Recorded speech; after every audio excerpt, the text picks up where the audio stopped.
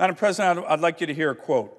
Quote, "You know, if you drive an electric car, this would not be affecting you clearly. You know, if you drive an electric car, this would not be affecting you clearly," unquote. That was our Secretary of Energy, Jennifer Granholm, yesterday as she told reporters all about the cyber attacks on the Colonial Pipeline and the ensuing gas shortages and price spikes. Think about that, America. Of course, the media just let her go. They didn't ask her if she knew that just as meat doesn't come from a grocery store, energy just doesn't come from a wall. It just doesn't appear like magic when you plug into it, that it comes from many sources, including natural gas, including oil.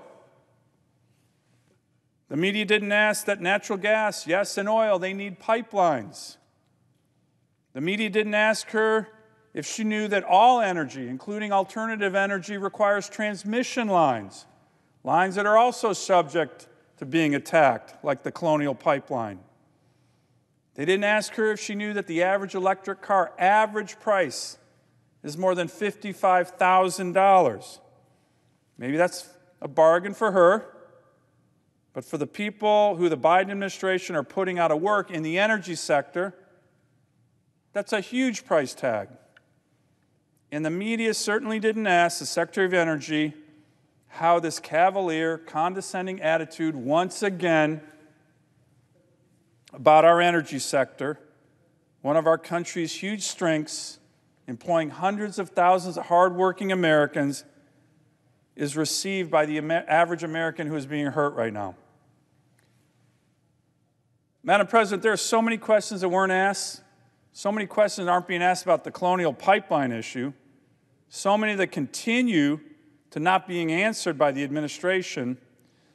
When it comes to this specific situation and how this administration's energy policies threaten to make this short-term disruption of our energy supplies into a long-term reality across the country.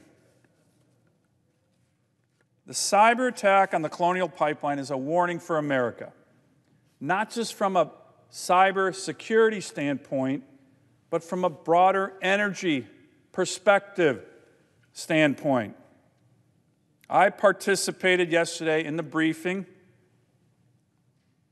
of U.S. Senators by the Secretaries of Energy, Transportation, and Homeland Security on this cyber attack that is creating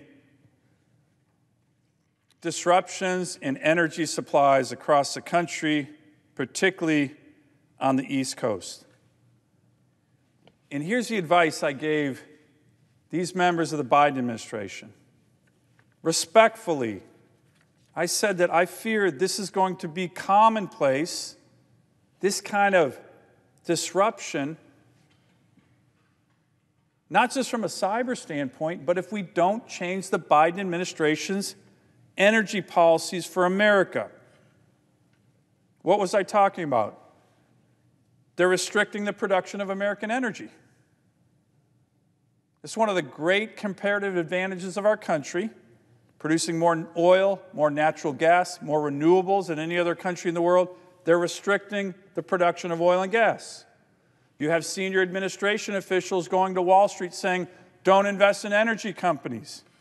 You have federal agencies that are either killing pipelines or slow-rolling pipelines. None of this is good for the country. So here's the advice I gave them. Pipelines are good. We need them, as this Colonial Pipeline shutdown certainly demonstrates. Importing more oil from our adversaries like Russia is bad. But by the way, that's what's happening with the Biden policies. So we need a change. We have plenty of oil and gas for Americans.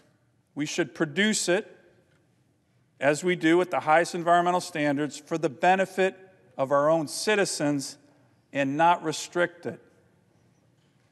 or, Mr. President, this issue, this kind of disruption is going to be much more commonplace in our country. I yield the floor.